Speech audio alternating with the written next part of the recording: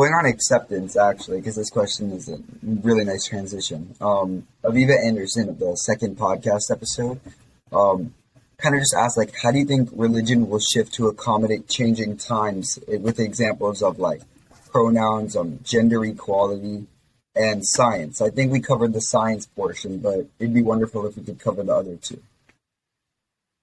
Okay, that's a great question. And I'm glad it's asked, because sometimes people feel like too scared to ask this question, right?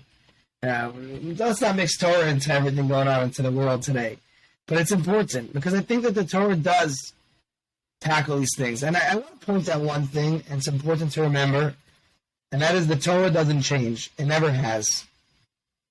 Right? A lot has changed in our lives and in the world around us in the last 15, 20, 25, really even the last 5 years also.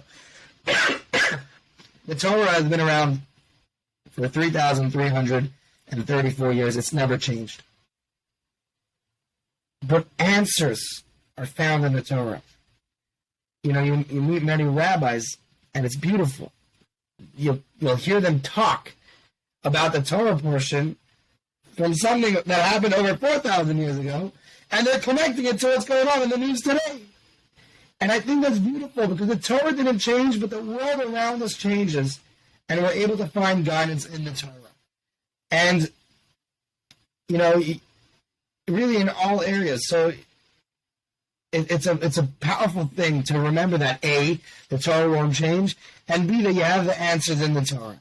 And, I'll touch upon, you take gender equality, because that was used as an example, and I'll use that back as an example.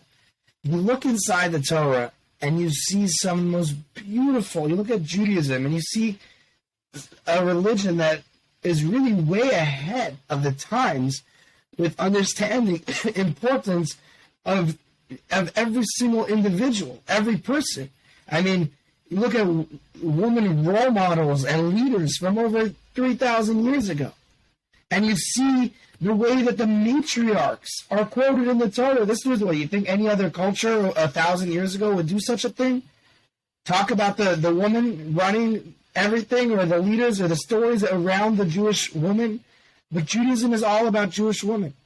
But one thing that I think is important, and this is, my view, is that the Torah realizes that every single person is unique. Every person is exceptional. Every person has their special thing to give to society and the world around us. Everyone has their journey. And you know how I know? Because God created you. And if God created you, you have your special mission in this world. Returning back to the thesis, God's creation of every single being, it couldn't just be some random wind that constructed each individual. It had to be essentially a master. Exactly. Right. And this is the idea of all our being here, is that we're all unique. And therefore, everyone, whatever journey they're going on, we need to, first of all, respect them. And the Torah and Judaism demands from us to help people on their mission with their unique lifestyle, however they want to live, and be respectful towards that. And I think that's the Torah's view, especially with loving another person like you love yourself, watching them grow and change the world. And each person, it's funny, when people say equality, gender equality is one thing, but they say equality for all. I don't like that word. You know why? Because we're not equal. We're all so different. We're equal with our rights, of course, and that's obviously what it means with that saying. No, yeah, I understand what you mean. But we're equal, not individualistically, not like exactly. Liberties or laws. Yeah. And I would say, no, we're all so different. We all have differences in our lives. Some people are tall, some people are short, some people are fat, some people are thin, some people are beautiful, some people are ugly, some people are smart, some people are tough, some people are strong, and some people are weak. And we all have our differences. We all have our strengths. We all have our weaknesses. The only time you should look down at someone is if you're helping them up. And the only time you should look at someone else's plate is to make sure they have enough. We're all different. We're all unique. We're all special. Take it, grow with it, fly with it. And this is a Torah view. of each individual.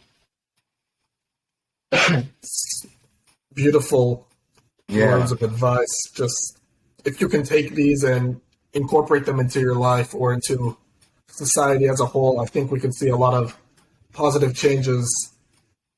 And even like I really like Oscar, you continue, sorry. Oh no, you can.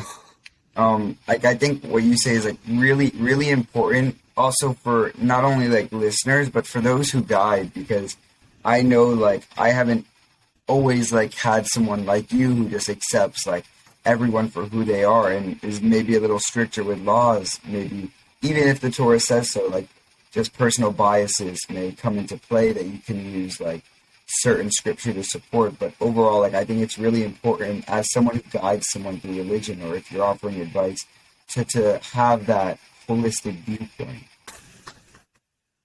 Listen, what I think is that's thank you, Stephen. But I think that no one's perfect. I still haven't met anybody that's perfect, and everyone has their different challenge. So why should I not accept someone just because their challenge is different than mine? It's just another challenge. No one's perfect. We're all on a journey, but yet everyone is unique and special. So everyone has to be accepted. There's no doubt about it. I don't care who you are. Everyone has to be welcomed and accepted, no matter what their journey is, because it's just different than mine. Yeah, I really like that.